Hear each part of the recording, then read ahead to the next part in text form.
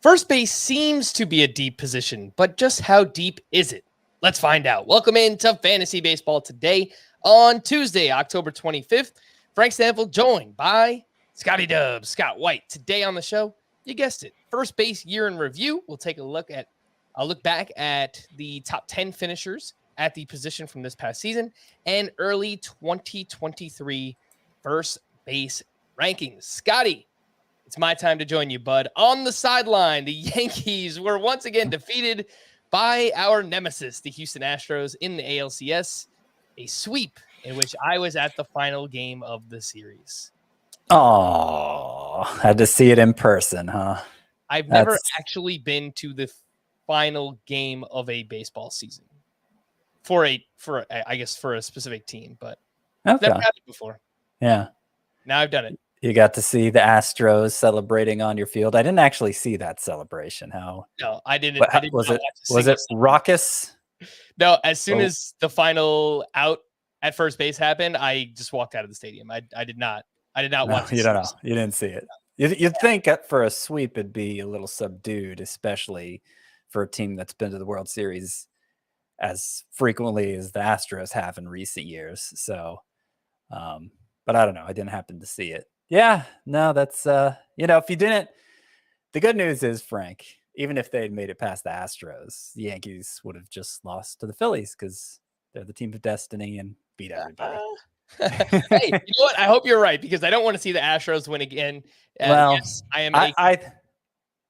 I think I'm actually rooting for the Astros. TBH. Oh, I think I am. God. I'm sorry. Oh, man. I'm sorry, world. I want to, because, obviously they won the World Series, but then, it was the year, what year was it? 2019. And, obviously that has the stink of the sign stealing scandal, which I think it was overblown. The reaction to it was overblown to begin with. And a lot of these players have been treated too harshly in relation to it. So I'd like to see them win one, this core. And I know some of the core is gone now. Carlos Correa, Garrett Cole, they're gone. I get that. But obviously the Astros have had a dominant multi-year stretch here. And I'd like to see it rewarded with a World Series title in a way that people can't undermine and dispute. And so I'm rooting for them. I am. Right. Plus I'd like to see greatness rewarded. And I talked about that last time with the Phillies, the fact that they were the third place team in their own division, only won how many games? Nobody was expecting them to win the World Series. So I'm rooting for the Astros, and I may be the only one who's not an Astros fan himself. Well, you are the only one rooting for the Astros because I was about to say I will not be doing that. I'm going for the Phillies. I think the Astros are probably realistically going to win it all because they are just watching them up close in person. They are such a fundamental team, man. They play great defense. They run the bases well. They have such great at-bats, plate discipline. They don't swing at pitches outside the strike zone. They make every pitcher work. They have great pitching as well. It's just, they are such a great team top to bottom.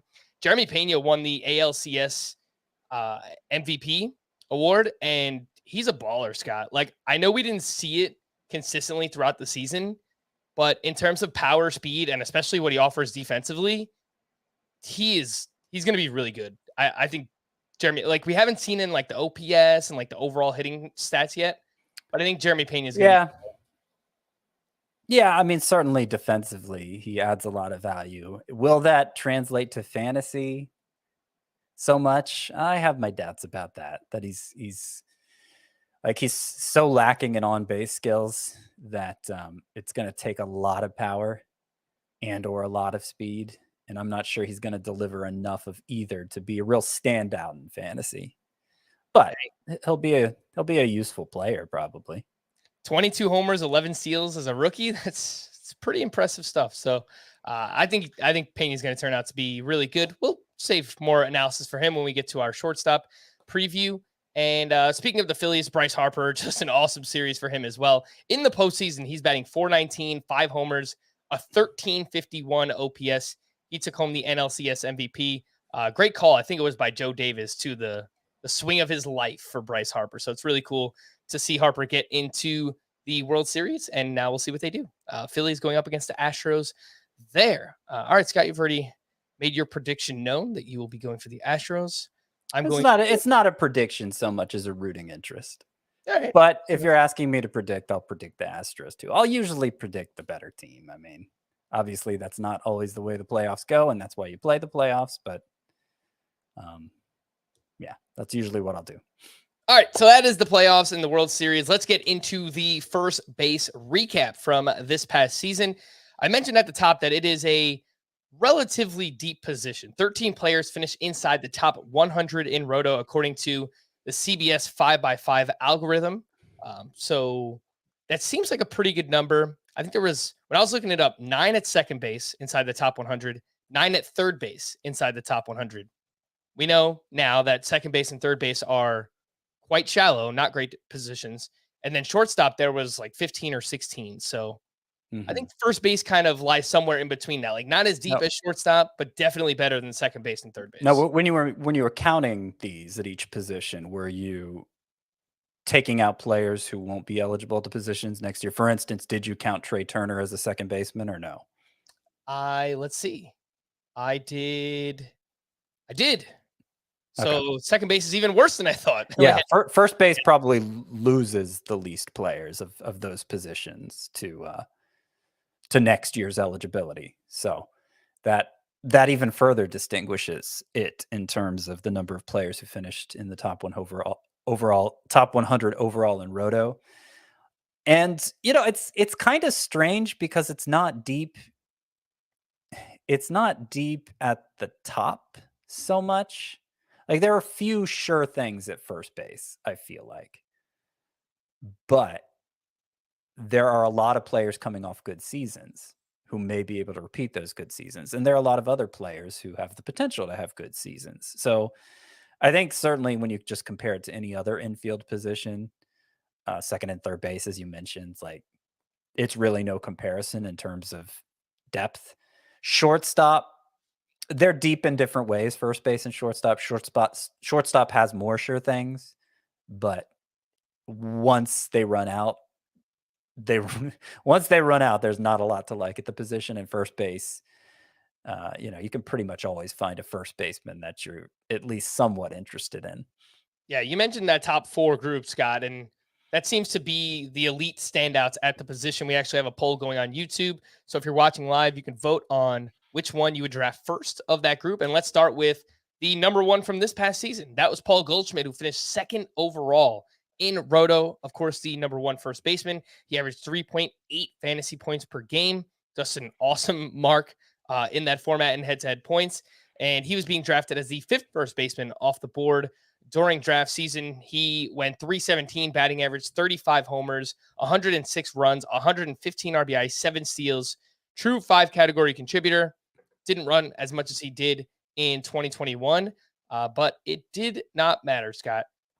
Really, outside of 2019, Goldschmidt has been so consistent, 286 or better every season of his career. He has 31 homers in each of his past 5 full seasons, 31 plus home runs during that time. The only thing, Scott, that I'll look at, and I think a lot of people will look at, is the underwhelming expected statistics, right? What do we make of this? He hit 317.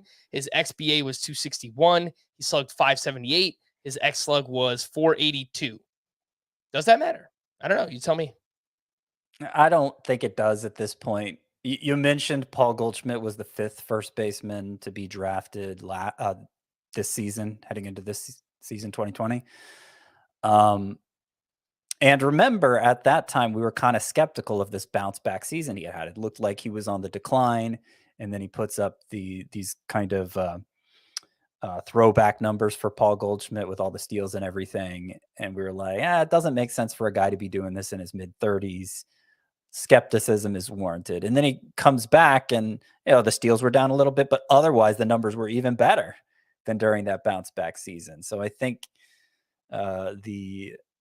him doing it in back-to-back years like that, I understand he'll be 35 next year, but I've kind of been, I don't know what the right word is, disappointed, I guess, that when I go on Twitter and kind of gauge where everybody's at in the early rounds, first round, second round, there seems to be no enthusiasm for drafting Goldschmidt again. At least, we're talking drafting for 2023 in October. I get it. So ideas are going to change over the next several months, but there just doesn't seem to be a lot of appetite for treating Paul Goldschmidt like an early rounder, even though he's performed. Well, shoot. I mean, if you want to know, obviously Aaron Judge was the best hitter in fantasy this past year, but if you want to know who was second, at least according to CBS's Roto formula, Paul Goldschmidt was the number 2 overall hitter in 2022. So, I feel like he deserves, frankly, I feel like he deserves to go. Like, you could make a case for him to be a late first rounder. It's not going to happen in any league, I don't think, just based on the temperature I've taken so far. But absolutely, Paul Goldschmidt deserves to be a second rounder next year. And I have him as my number. Let me double check this. Yeah, I have him as my number 2 first baseman in both formats. I may be an oddball. Again, it seems like other people want to go Vladimir Guerrero, Pete Alonso even. I've seen enthusiasm for him over Goldschmidt, but no, I'm going to take Goldschmidt. Yeah, I was going to save that for a little bit later on, and we'll talk about it, but that is an early take in your rankings that I do not think will be a popular one, Scott. I do think people just aren't enthusiastic to draft a 35-year-old first baseman coming off arguably a career year. I think some regression will come. Like, he absolutely crushed lefties, Scott, to a point where this is not sustainable. He had 411 with a 1327 OPS against left-handed pitching last year. That's just not repeatable, in my opinion. So that will come down a little bit. I think the overall numbers will come down a little bit, but I do think he's trustworthy. Let's move on to number 2. The number 2 first baseman from this past season was Freddie Freeman. He finished as the 3rd overall player in Roto. So it was Judge, Goldie, Freeman. Those were your top 3 players in fantasy baseball this past season. He averaged 3.7 fantasy points per game. That was 2nd at the position. And he was being drafted as the 12th overall player last year. So obviously just paying off value as he always does in Freddie Freeman.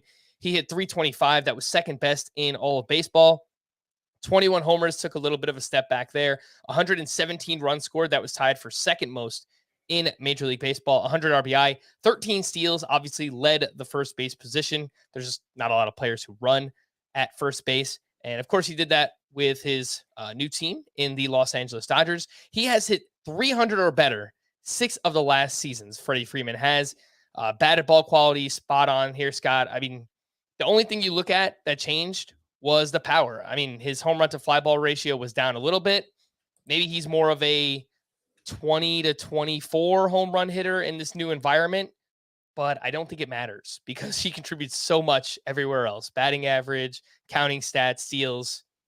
So what? If I get less power, it does not matter to me one bit. Well, maybe he is more like a 20 to 25 homer guy in this environment, or maybe it was just kind of a fluky thing that happened, him hitting so few home runs. I mean, he underperformed his expected slug by 27 points. And let's see here. Let me look this up real quick. No, that's not really going to tell a better story. Yeah, I mean, I look at his StatCast page, still basically lit up in red. I mean, he still hits the ball very hard. He still has a quality launch angle. Like, I think there's a good chance he bounces back with another 30 homer season. And if our Roto formula had him as the number 3 overall player, even with him underperforming so much in home runs, then, just imagine what the upside looks like for Freddie Freeman in this Dodgers lineup where he's driving in so many runs and scoring so many runs. Not that he didn't do a lot of that with the Braves, but I think the Dodgers gives him a higher floor in those 2 categories. And I mentioned the debate over who's the number 2 first baseman in my rankings and how Guerrero and Alonso were in that discussion with Goldschmidt. I didn't mention Freeman because I have him number 1. He's the 1 first baseman who I think is going to be worth drafting in the first round next year. Again, it's something like 12th overall because there are higher priority positions, higher upside players to fill those spots ahead of him. But Freeman is hasn't lost any of his luster to me, even with the disappointing home run output. I think Freeman has earned that right too. He's just been so consistent for so long. I think it makes sense for him to be the top first baseman off the board. One other stat I wanted to bring up is that from June 1st on, he had a 14.8% home run to fly ball ratio, which is much closer to his career mark. Could have just taken some time to get acclimated to the Dodgers and playing in a new ballpark for a new team. But yeah, it would not surprise me one bit if he bounces back for like 25, 26, 27 home runs next year. Pete Alonso was the 3rd overall first baseman and the 7th overall player in Roto, 3.5 fantasy points per game in that format. And he was drafted as the 4th first baseman off the board last year, 44th overall. So did pay off quite a bit of value. He hit 271, 40 home runs, led the position, 131 RBI, tied for the league lead with Aaron Judge. 146 homers, Scott, 380 RBI since the start of 2019 for Pete Alonso. Both of those, the most in baseball. He is the premier home run hitter in the game who hits in the middle of a pretty damn good lineup with the Mets. And I don't really see any reason why that's going to change, Scott. He has improved as a player too. What do you mean by the premier home run hitter in the game? Just because obviously that's Aaron Judge. I guess in the National League. He's one of the premier home run hitters in the game. Yeah, he is. 40. I mean, you can pencil him in for between 35 and 40 home runs. I feel about as confident saying that for Pete Alonso as any player, including maybe even Aaron Judge because of Judge's health history, right? So, yeah, and another interesting fact here with Pete Alonso, he and Aaron Judge were the first 2 players to have 40-plus home runs, 130 RBI plus in a season since 2017. Or 2018, I think it was, when JD Martinez did it. JD Martinez was the last dude. It had been a few years. And Pete Alonso joined with Judge in doing that. Here's one issue I have with him. So those 131 RBI were compared to 94 in 2021. And that wasn't an injury thing. He played 152 games that year. So that's, like, I don't think you can just pencil him in for 130 RBI again. Will it be more than 94? Probably. The Mets lineup looks to be better in 2023 than it was in 2021. But that massive RBI total did a lot to elevate Pete Alonso. And, especially when you look at, Freddie Freeman's kind of made himself into a little bit of a base stealer. Goldschmidt has a history of doing that. Alonso's absolutely not going to help you in stolen bases. So, definitely deserves to rank behind those guys, even if he is maybe the safest power source of the 3. There is a lot of volatility, Scott, in projecting counting stats year over year. It's just, we have to look at lineups and try and look, we're taking educated guesses, right? Trying to figure out where the most counting stats could come. Like, I noticed this with Rhys Hoskins. We'll talk about him in a little bit. The Phillies lineup felt like it was pretty good for most of the season. His counting stats were really lackluster. Same thing with Nate Lowe. He had a great year. He hit over 300. He hit a bunch of home runs. Counting stats were not good. So it's just really hard to predict counting stats year over year. You mean specifically, you mean runs and RBI? Yeah. Runs and RBI. And so much of it is dependent on the context of your team. And we just don't really know until the season gets up and running.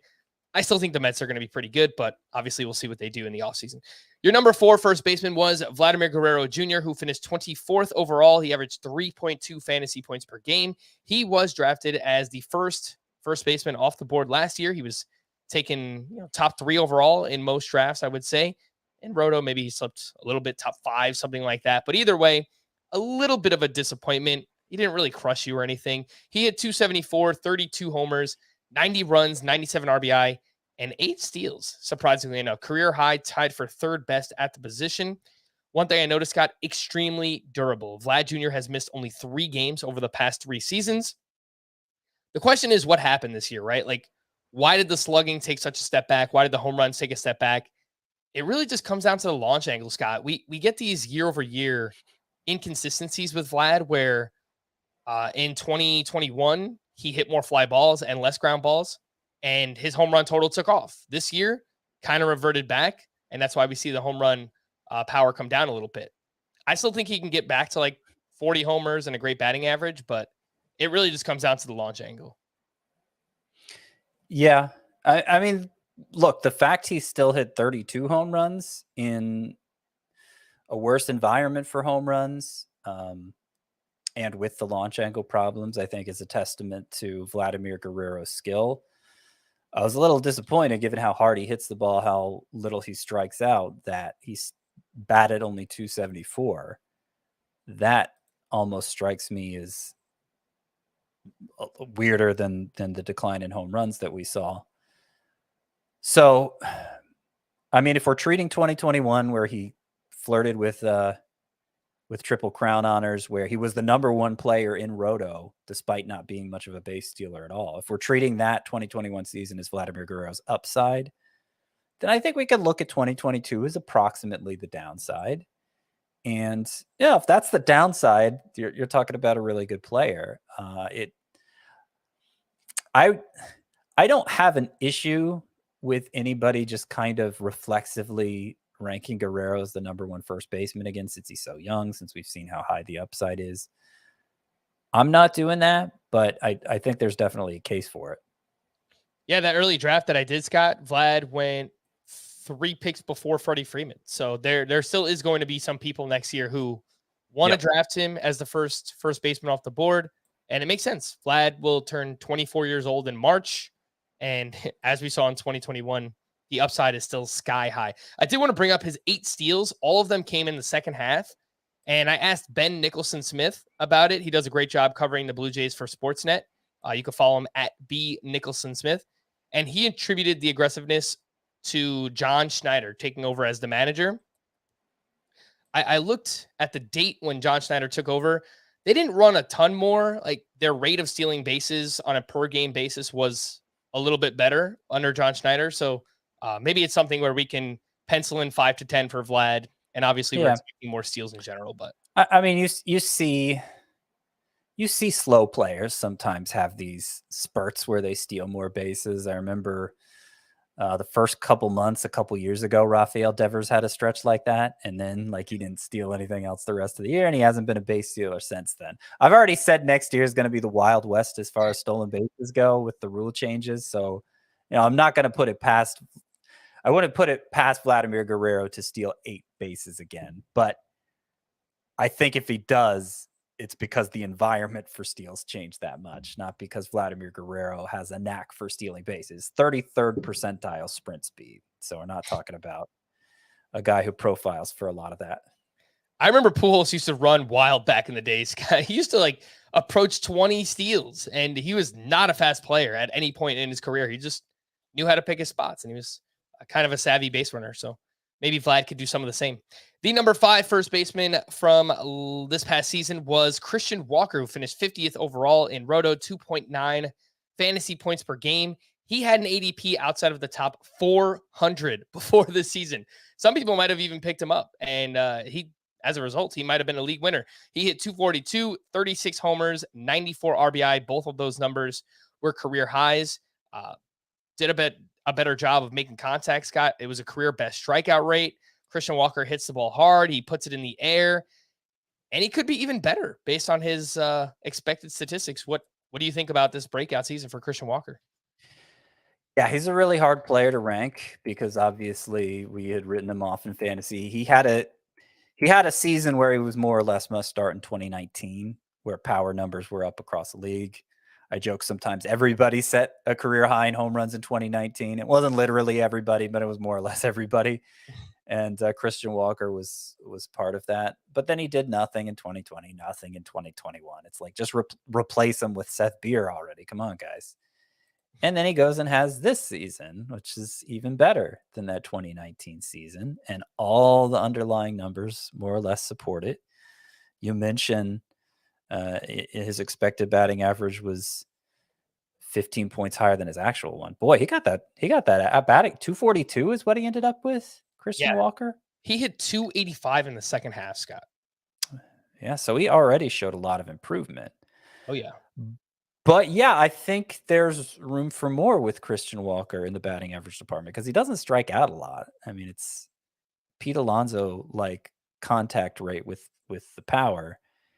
And what I'm noticing as I start looking at hitters' numbers against the shift, how often they were shifted on, what they did against the shift. What I'm noticing is that when you see this discrepancy between a player's expected batting average on StatCast and his actual batting average on StatCast in terms of him underperforming his expected batting average, it's because he was shifted on a lot or did especially bad against the shift. It seems related to the shift. So with the new limitations placed on the shift next year, certainly, you can't see teams do the exaggerated shift 3 infielders on one side of second base. That's out. They can shift a little still, but 2 fielders have to be on each side of second base. So it's going to help things.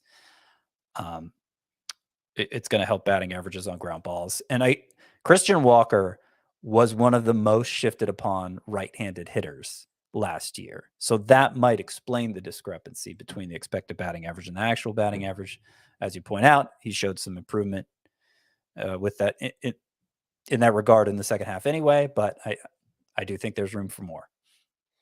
Yeah, just backing that up, Scott. He hit 233 against the shift last year, Christian Walker, and he hit 292 against non-shifts. So I don't think that he can be a 290 hitter, but maybe he can hit 260, 270, something like that.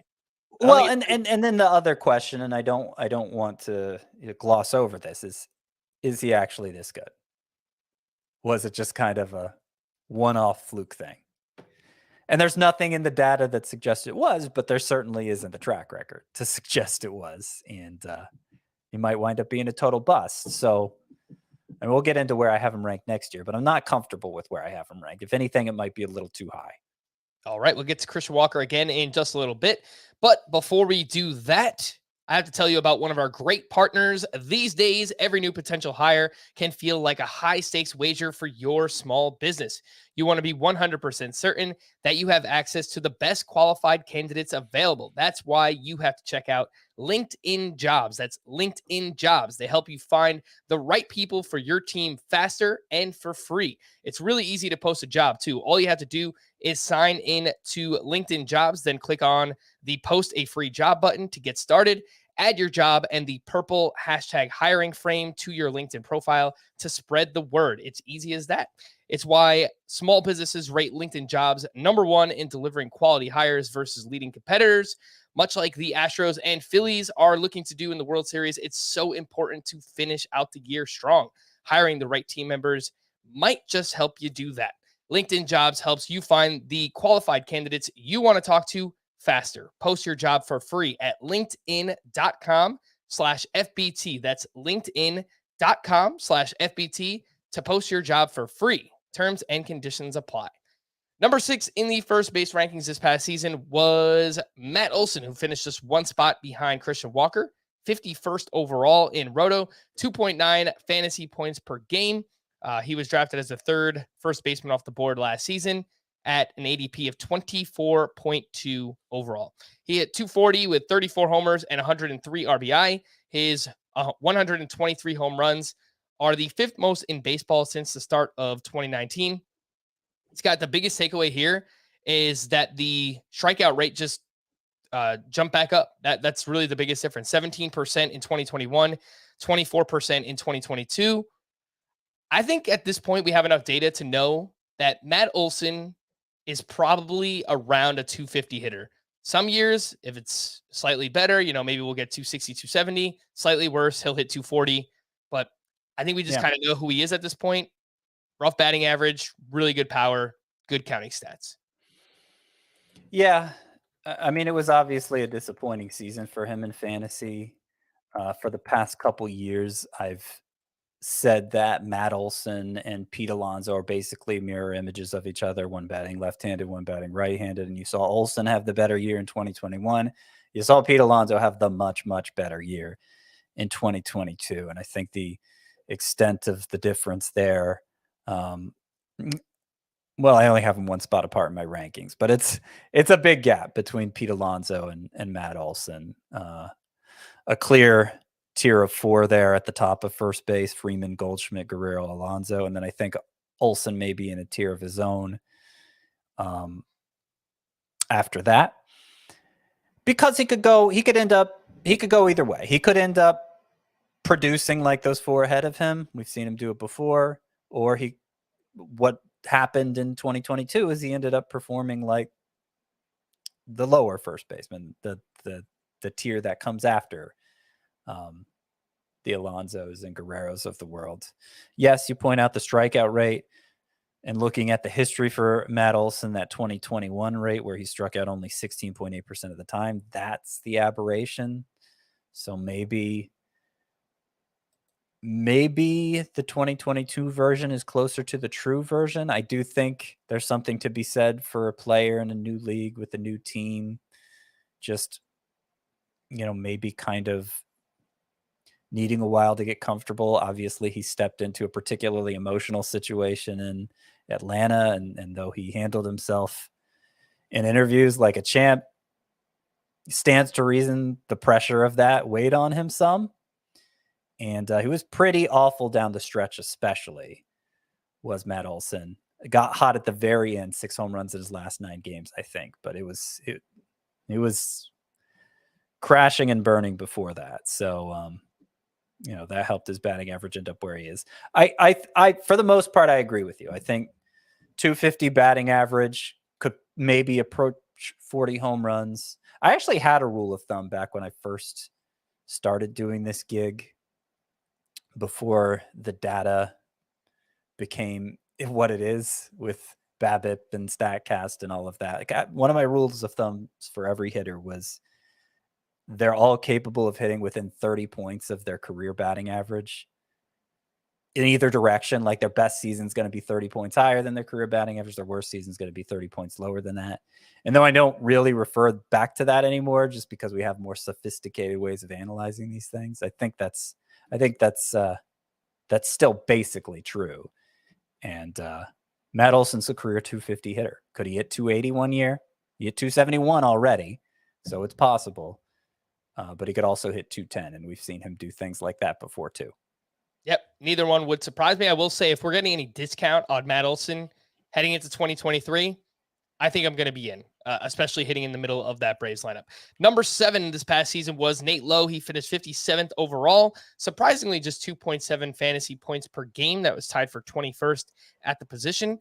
Nate Lowe had an ADP of 250 coming into the season, so quite the breakout year for him, where he hit 302 overall with 27 homers, 74 runs, 76 RBI. So again, the runs, the RBI, definitely low compared to everything else that he did, but true breakout season here, Scott. Hit less ground balls, put the ball in the air more, was much more aggressive. He didn't walk as much. That's why you kind of see it reflected in his head-to-head points per game. But are you buying what we just saw from Nate Lowe this past season? Mostly, yeah. I mean, the BABIP being as high as it was, I think he'll struggle to hit for the same average again. And though it's such an impressive stat that I want to point it out, the fact that, I don't have the stat at the ready again, so I'll have to look it up. But basically, his whole season was mid-June on. Nate Lowe just caught fire and produced like a true stud at the position. Okay, so from June 7th on, Nate Lowe hit 322 with 22 home runs and 923 OPS. Wow. So it's a good stat to cite, right? But you don't actually want to draft him like he could be that, because I think if there's anywhere where he's going, any area where he's going to regress, it's in the batting average, given how high that BABIP was. But, he was a good hitter in the minors. The fact that he got to his power more, I think certainly gives you reason to buy into Nate Lowe as a starter at first base. I just think it's more likely he takes a step back than a step forward. And as you point out, the runs and RBI for him, 76 RBI, 74 runs. This is despite playing 157 games and hitting over 300 for the year, right? That's really weird that those numbers were low. And so maybe just the natural correction that comes with that will help offset, him hitting potentially 280 instead of 307. You mentioned the BABIP. It was 363 this past season, 349 for his career. So he does typically run high BABIPs, but even his expected numbers, according to StatCast, were not nearly as good as his actual numbers. So I agree he's probably likely to regress a little bit, but he's also just a young player coming into his own. So I don't want to discount that possibility too much. Brandon Drury was the 8th ranked first baseman, but we'll save him for the third base position when we do that. Let's move on to the profit pocket. As I referenced many times before the season, CJ Cron was part of that, and he finished 61st overall in Roto, 2.8 fantasy points per game. His ADP was 127, so you did profit quite a bit, about 60 spots of profit this past season. He hit 257 with, is that true? Did I write that down correctly? That seems high for Rhys Hoskins. I'm going to double check that because it doesn't sound right. 29 home runs and 79 runs scored. Let's see. 246. 246. What am I looking at? I don't know. What I wrote 102 RBI. That's like not even true either. I don't know who this was supposed to be for, but it is not true of Rhys Hoskins. He had 246 with 30 homers, 81 runs, and 79 RBI. So again, I referenced this earlier. Counting stats are kind of disappointing. He did it in a weird way too, Scott, where you know who I'm looking at, Scott? I'm looking at CJ Cron. What am I doing? Did I say CJ Cron or Rhys Hoskins? I'm going off the rails here. I've been under the impression this whole time you're talking about Rhys Hoskins. So did CJ Cron finish ahead of Hoskins? I think I just subliminally wanted to talk about Rhys Hoskins so badly. We'll get to Rhys Hoskins.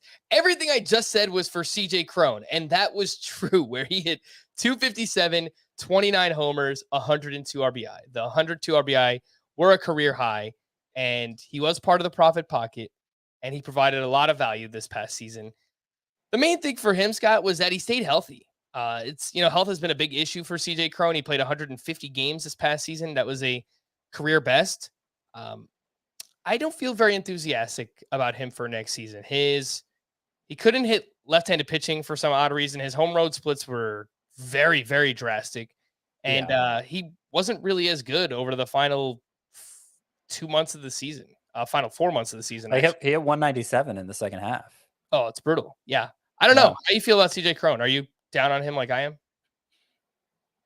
I think he'll probably be fine. I mean, the main thing he has going for him is that he's under contract with the Rockies still. You pointed out the home away splits were ridiculous. Just to read them out: 303 with a 955 OPS at home, total stud.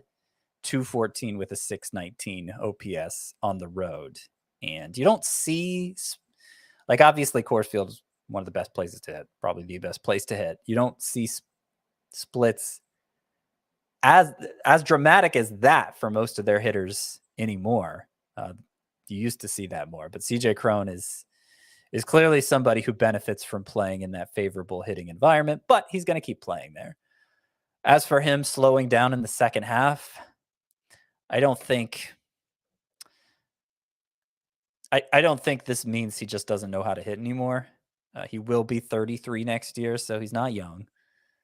I think it's one of those situations there, though, where you should say, okay, full season statistics are more indicative than partial season statistics. He probably played over his head in the first half, made an all-star team. And he's not as good as that, even with the help of Coors Field. But is he good enough to start in fantasy? I would say, as long as he stays with the Rockies, absolutely. All right, that is CJ Cron. And before we get to our number 9 first baseman from this past season, let's take a break and hear a word from our partners. All right, let's get into number 9 at the position. That is Jose Abreu, who finished 73rd overall in Roto, 2.8 fantasy points per game. He had an ADP of 60 coming into the season, so a slight loss, and that's because the power was way down. He hit 304, 15 homers, and 75 RBI. The home run and RBI totals were both his lowest in any of his 8 full seasons, and the power was just sapped, Scott. His home run to fly ball ratio went from 20% in 2021 to 9.6% this past season. He's getting up there in age. Obviously, the environment has changed, but I still kind of feel like that's going to bounce back. He is set to be a free agent, and the early indicators is that he's not going to be back with the White Sox, so we'll have to see where he winds up. But I wouldn't a bounce back season for Jose Abreu would not surprise me at all. Yeah, I'm expecting it, and I think he's going to come at quite a discount next year. People are really quick to write him off. Where did you say he went in that early 15 team mock you did? He went so late. He It went was outrageous. 149th overall. Just by virtue of what he did this past year, just taking that at face value, like that seems way too late. He hit 304. Yeah. 75 RBI, 85 runs, 15 home runs. I mean, you want better from Jose Abreu. You're used to seeing better from Jose Abreu, but that's still good production. Where'd you say he finished? 73rd overall. Yeah. And then, going beyond that, I think the home runs were kind of like I said for Freddie Freeman, but maybe even more so in Jose Abreu's case. The decline in home runs was an aberration. Half as many as 2021. So 15 home runs compared to the 30 he hit that year. And yet he had a higher X slug the 15 homer season than the 30 homer season. He was still 93rd percentile for average exit velocity. So I think the knee-jerk reaction is going to say, okay, Jose Abreu, he's turning 36 next year. Or this new dead ball humidor environment. He's just not going to produce the same kind of power in it. I mean, the X slug by the end of the year, it was accounting for that. And again, it ended up being higher than his 30 homer 2020 season. So I just think it was kind of a fluky thing for Jose Abreu. And I would expect 25 home runs or so again for him next year, unless he goes to somewhere that's going to totally stifle that.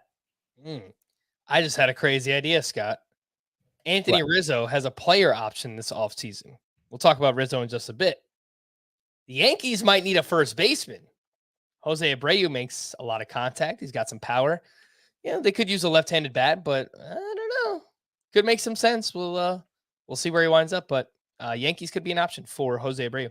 The number 10 first baseman this past season, Rhys Hoskins, finally. This is the real Rhys Hoskins, not my complete brain fart earlier. He finished 81st overall in Roto, 2.7 fantasy points per game. Again, his ADP was 127, and he finished 81st. So profit. Like to see that. 246 batting average, 30 home runs, 81 runs, 79 RBI, and finally stayed healthy. 156 games. He struggled with that each of the past 2 seasons. One thing that stood out to me, Scott, he did change his batted ball data this year quite a bit. 4 straight years with a fly ball rate up over 50%. This year it was down at 42%, and he still managed to hit 30 home runs. So, let's say he hits more fly balls next year. I would not be surprised if Rhys Hoskins hits 35 to 40 home runs. I'd be a little surprised if he hit that many. How many did you say? He hit 30 this year, and that's with hitting a lot less fly balls than he normally does. Right. His career high is 34, and that was obviously in a juiced ball league. Another change that Rhys Hoskins has made as his career has unfolded is he doesn't walk as much as he used to. He used to be one of the absolute standouts for that, and it made him much more valuable in points leagues than in Roto. But now he's kind of an above average walk guy. He's become a little more reliable in batting average as a result, but reliably hitting 245, not anything to write home about. So I would say his points league value has dropped down to his Roto league value. And now they're about even in those 2 formats. Mainly just a power specialist and a good lineup, but decidedly second, maybe even third tier, depending where you draw the lines, is Rhys Hoskins. His batting average the past 3 seasons, Scott, 245, 247, 246. Mm-hmm. It's I would say it's pretty consistent and projectable at this point. Kind of like a poor man's Matt Olson. There is Rhys Hoskins. Before we get into Scott's early rankings for next year, which, of course, we're not going to spend too much time on because a lot can change, but we do want to give you an idea, get those wheels turning a little bit. We do have some news and notes, not much going on. Obviously, we'll wait for after the World Series, Hot Stove will fire up, and hopefully we'll get more news then. But The Padres have been eliminated, and as a result, Fernando Tatis Jr. will miss the first 20 games next season. That is set in stone. I guess it's possible he misses more time if he's recovering from an injury or surgery, whatever it might be, but that makes him eligible to return on April 20th next season. Scott, does that change Fernando Tatis's value at all? I'd kind of be surprised if he's ready that early. So my initial reaction is no. Where did he go in that early mock you did? He went entirely too late. He went, let's see. Like he's going to be a second rounder at worst. Oh my gosh, he went 55th overall. Yeah. So that was clearly just him being buried in the draft room, right? Yeah. He's going to be no later than a second rounder. Could this push him into the first round? We saw Ronald Acuna move up over the course of last draft season. So I definitely think something similar could happen to Tatis. Mm-hmm. So there have been 4 drafts at the NFBC so far.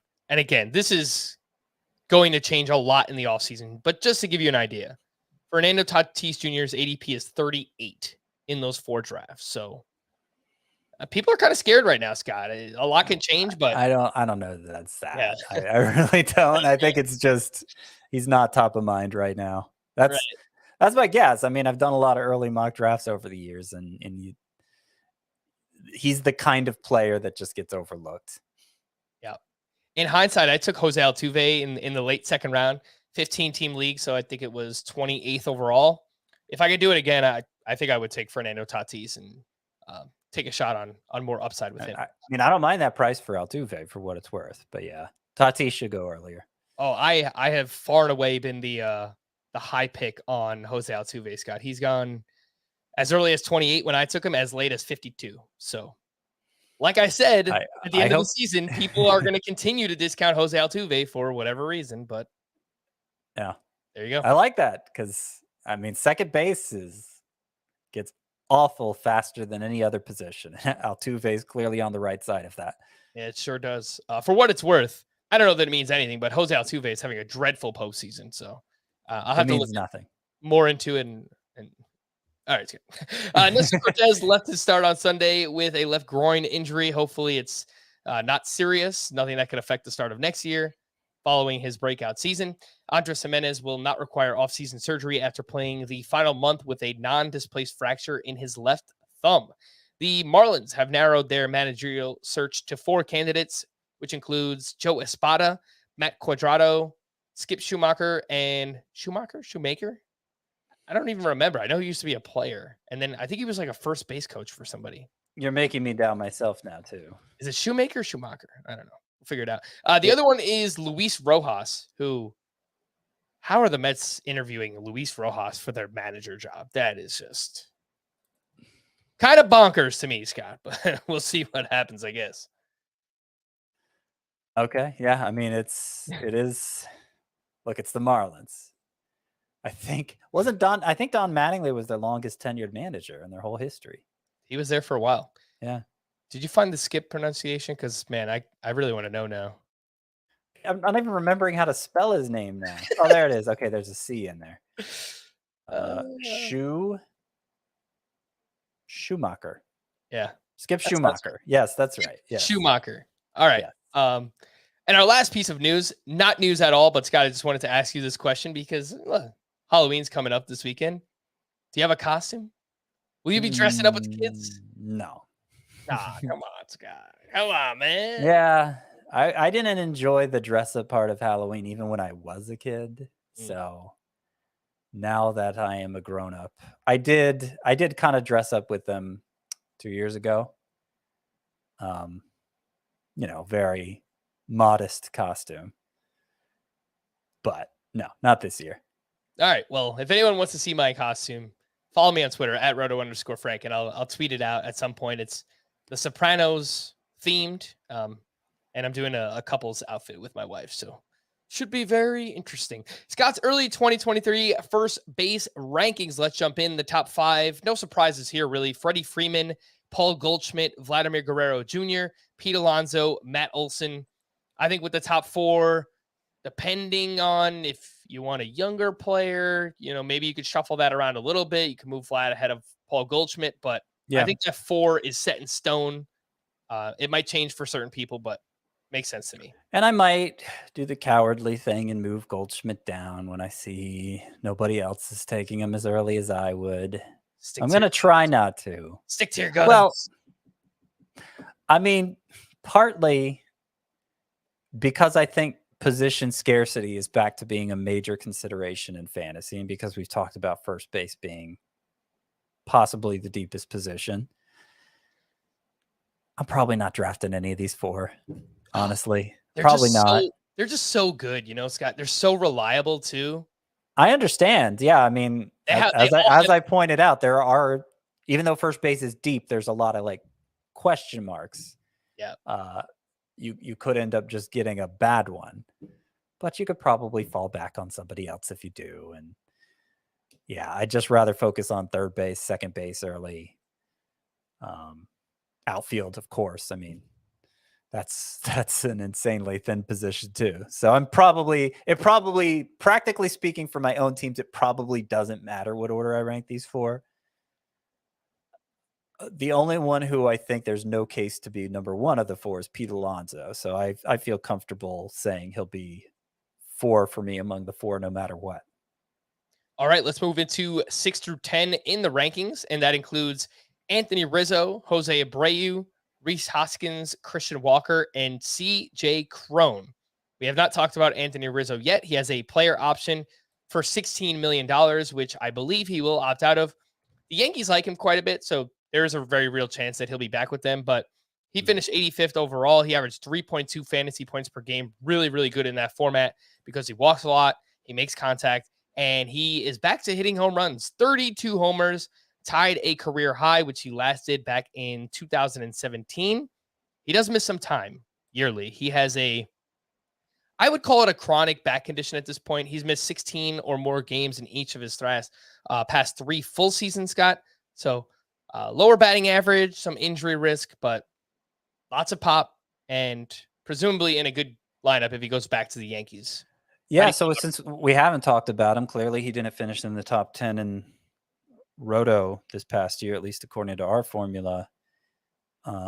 He definitely finished in the top 10 in points. In terms of points per game, Anthony Rizzo was the 6th. Leaving Joey Meneses out of it, Anthony Rizzo was the 5th best first baseman in points leagues on a per game basis. He doesn't strike out much. He's never struck out much. That helps him in that format. And obviously having a low batting average doesn't hurt as much in that format, provided you're finding other ways to get on base. It's going to be interesting to see what happens with him in the offseason, because he is totally tailored to swing for Yankee Stadium. Fly ball rate way up, and that's why we saw the home runs go up for him. It's not going to work well in many other venues. So, the best thing would be if Rizzo stayed at Yankee Stadium, just because we have a better idea what to expect. But if he doesn't, if he doesn't and has the wherewithal to change his swing back to being more line drive oriented, I think he could be one of the big beneficiaries of the shift ban, which I'll call it a shift ban just to shorthand the discussion. I explained it already. His numbers against the shift were especially bad. They've been especially bad the past couple years. And so obviously it stands to reason that he would benefit from it going away, or at least being severely limited. If he's still hitting fly balls a ton, it's going to translate to a pretty low batting average either way. But if he moves somewhere else and can stop hitting so many fly balls, then there's a chance he kind of returns to being the guy we saw more with the Cubs, hitting 270-ish with 25 home runs, something like that. The past 3 seasons, Anthony Rizzo has hit 217, 257, 218 against the shift. So just to put that in perspective, he has. And that's to put those batting averages in perspective, that's really low. And that's just what he did on ground balls. So you're leaving out the strikeouts, you're leaving out the fly balls. Just on ground balls alone, he hit He's hit low 200s the past 3 years. So that's really, really low. All right, Scott, I have a very early prediction for 2023. Are you ready? Yeah.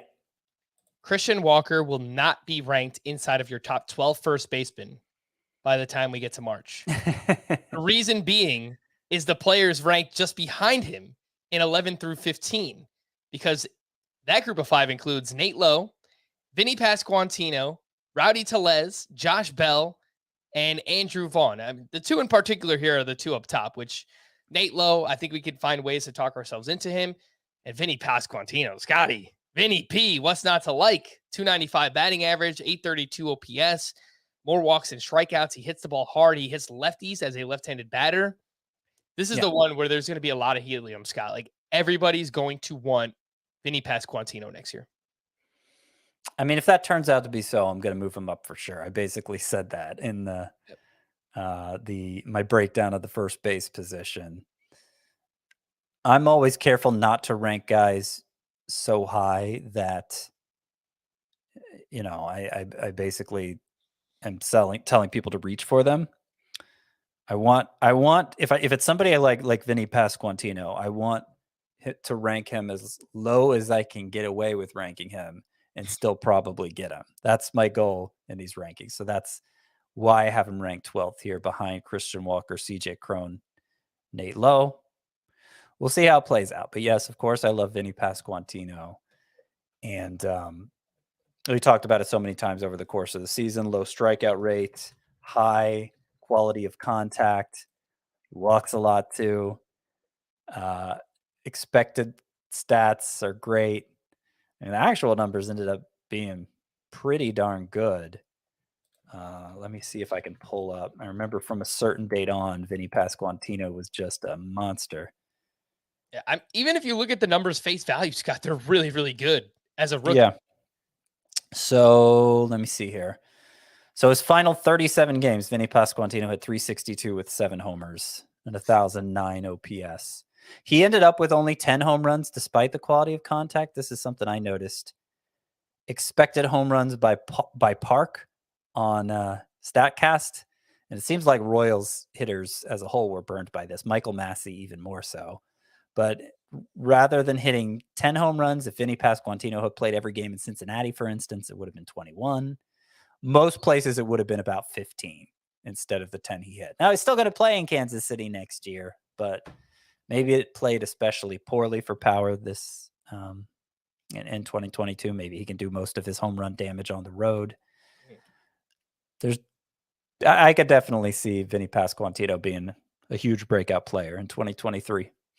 That is the early consensus, Scott. And looking at first base ADP, again, 4 drafts, just going to keep prefacing everything with that. He is the 6th first baseman off the board. He's going inside the top 100 picks. So he is going to be a very popular one for next season. 13 through 15 includes Rowdy Tellez, as I mentioned, Josh Bell, and Andrew Vaughn. Tellez got big breakout year, 35 homers, 89 RBI. I know you have some optimism that the batting average could be on the rise without the shift. Josh Bell hit 266 with 17 homers, struggled mightily once he got traded to San Diego. He hits just 192 with a 587 OPS. With the Padres, he's an unrestricted free agent, so we'll see where he winds up. And Andrew Vaughn was quietly very good, 271 batting average, 17 homers, improved the strikeout rate. Want to see him put the ball in the air a little bit more, but he's steadily improving. He's got prospect pedigree. I think there's a decent amount to like with Andrew Vaughn. Scott, quick thoughts on any or all 3: Tellez, Bell, Andrew Vaughn. Yeah, Tellez, the actual batting average was 219. The expected batting average was 252. His numbers against the shift were also pretty bad, so that's why I have hope. Again, my shorthand that I talked about earlier, when you see a player underperform his expected batting average by that much, there's a good chance it has to do with the shift. And I think that's the case for Tellez. Does that mean he could be a 35 home run guy again? I mean, obviously his value for 2023 is more dependent on that than anything having to do with the shift, but he does impact the ball like a power hitter, keeps the strikeout rate pretty low himself. So I feel I kind of my initial impulse was to rank Tellez even higher than this. I just don't know that I need to. It's a strange stretch here. Really, so Rhys Hoskins, I had 8th. Then it was Christian Walker, CJ Cron, Nate Lowe, Vinny Pasquantino, Rowdy Tellez. It's very hard to sort out that group, I feel like, because that's where you see sort of these one-hit wonders, these unproven types, CJ Cron well, CJ Cron has his own question marks. So a strange group. And then right after them, I have Josh Bell, as you mentioned, who I'm kind of getting some Josh Bell fatigue now, I think. Others, I've probably been there for a couple years. He was so good early on, but his second half was just dreadful. And he finished with only 17 home runs. I mean, I think he's capable of more, but I think that's about the point, 14th here in my first base rankings, where I'm kind of just settling rather than taking somebody I really like.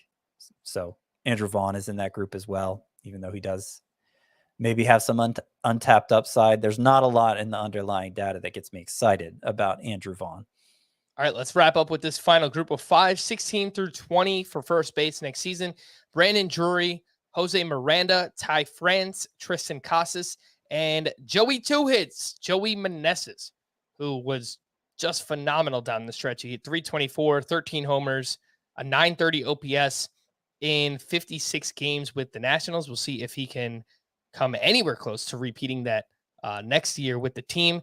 Scott, we do have a comment on YouTube asking about Ty France, a little eyeball emoji there asking about him, and you have him ranked pretty low. Why is that? He hit 340 over the first 2 months, and so I think that kind of stands out in everybody's memory. That's when everybody was paying the most attention. 340, Ty France, he's a stud, made the All-Star team. He hit 240 the rest of the way, 240 over the final 2/3 of the season, and he only hit 18 home runs, so it's not like he delivers the power numbers of a first baseman either. And he's not going to be second base eligible next year. It's just first base. So he deserves to be drafted, certainly in roto leagues with the extra corner infield spot to fill, but it's not going to be a standout at this position. I feel pretty comfortable saying. All right. The other names here, again, anything else you'd like to add, Scott? Miranda, Casas, Joey Meneses in this mix? I'm really excited about Casas. I could be talked into ranking him higher. It's, kind of hard to tell sometimes where to rank the guy with so little to cite statistically, but the little bit he played, he showed the plate discipline translated to the majors. He showed good opposite field power. This is a guy who got compared to Freddie Freeman sometimes in the minors, and I expect he's going to take over at first base for the Red Sox. So, I'm pretty enthusiastic about drafting him. More so than the 3 ahead of him, Ty France, Jose Miranda, Brandon Drury, who are kind of just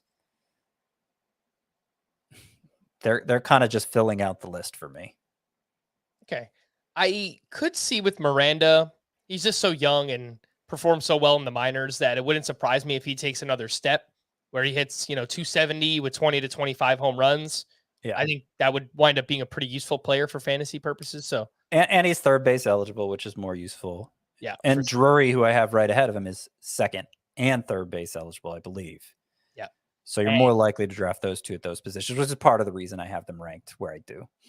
And Drury is a free agent, if I remember correctly. So we'll have to see where he winds up. He pretty much did all of his damage in Cincinnati. So that's exactly part of the reason I'm not enthusiastic about him for 2023, unless he resigns with Cincinnati.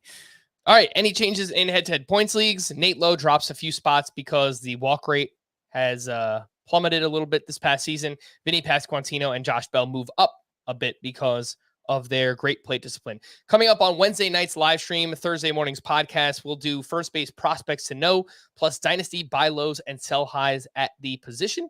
If you have a question, you could send it in at fantasybaseball@cbsi.com. That's the letter I, fantasybaseball@cbsi.com. But we are going to wrap there. First base is in the books. For Scott, I am Frank. Thank you all for listening and watching. fantasy baseball today. We'll be back again on Thursday.